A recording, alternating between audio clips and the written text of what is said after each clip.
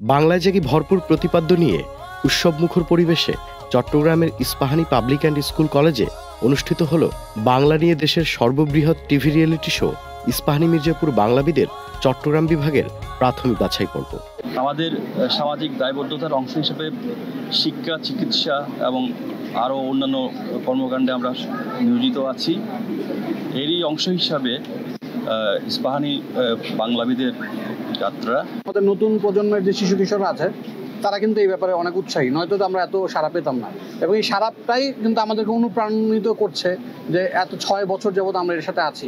গত 16 নভেম্বর চট্টগ্রামের খুলশীতে ইস্পাহানী মির্জাপুর বাংলাবিদের 6ষ্ঠ বর্ষের অডিশনে অংশ নিতে চট্টগ্রামের বিভিন্ন জেলা, উপজেলা সহ প্রান্তিক এলাকা থেকে প্রতিযোগীরা অংশগ্রহণ করেন। গত 5 বছরের অভিজ্ঞতায় চট্টগ্রামে প্রতিযোগী সবসময় ভালো থাকে এবং এবারও বিপুল সংখ্যক প্রতিযোগী, আপনারা শুনে খুশি হবেন, 25,000 প্রতিযোগী এখানে নিবন্ধন করেছে এবং তাদের বেশিরভাগই আজকে উপস্থিত হয়েছে।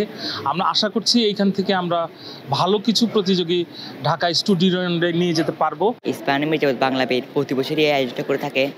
এটা সবার বাংলা ব্যাকরণ এবং বাংলা ভাষায় অনেক গুরুত্বপূর্ণ ভূমিকা রাখে। এদের মধ্যে থেকে প্রাথমিকভাবে পরীক্ষার মাধ্যমে প্রথম ধাপে 100 জন নির্বাচন করা হয়। 100 জনকে থেকে পরবর্তী ধাপে সেরা 20 জন প্রতিযোগীকে নিয়ে স্টুডিও রাউন্ড অনুষ্ঠিত হয়।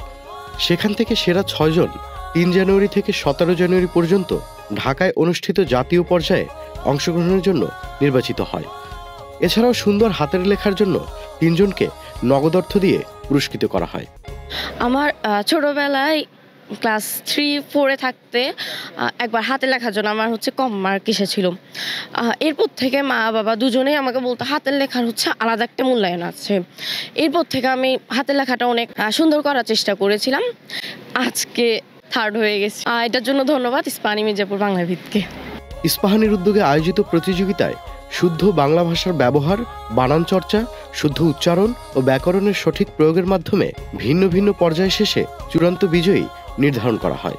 ফার্স্ট বর্ষ থেকে দিতে পারিনি, কিন্তু পঞ্চম এবং ষষ্ঠ বর্ষ দিয়ে আমার কাছে অনেক ভালো লাগছে। এটা আমাদের বাংলা ভাষাকে আরও দৃঢ় করতে পারে। এ সময় ইস্পাহানী মির্জাপুরের আওতাধীন শিক্ষা প্রতিষ্ঠানগুলোর রেক্টর ও প্রধান সমন্বয়ক অবসরপ্রাপ্ত লেফটেন্যান্ট কর্নেল মোহাম্মদ মইনুল ইসলাম চৌধুরী বলেন, মাধ্যমিক পর্যায়ে শিক্ষার্থীদের বাংলা ভাষা, বানান ও বাংলা ভাষার চর্চাকে ছড়িয়ে দিতে ইস্পাহানী মির্জাপুর বাংলাবিদের আয়োজন বিশেষ ভূমিকা রেখেছে। ইস্পাহানী মির্জাপুর বাংলাবিদ অদূর ভবিষ্যতে বাংলাকে সকল ক্ষেত্রে চর্চা এবং শুদ্ধভাবে বাংলা বলা, বাংলা লেখার ক্ষেত্রে ভূমিকা প্রদান করবে, ভূমিকা রাখবে। মেধাভিত্তিক এই অনুষ্ঠানের সম্প্রচার সহযোগী হিসেবে আছে দেশের জনপ্রিয় স্যাটেলাইট টিভি চ্যানেল আই। জ্ঞান ও তথ্য সহযোগী হিসেবে আছে Bangla academy. Tanfir Limon, channel I.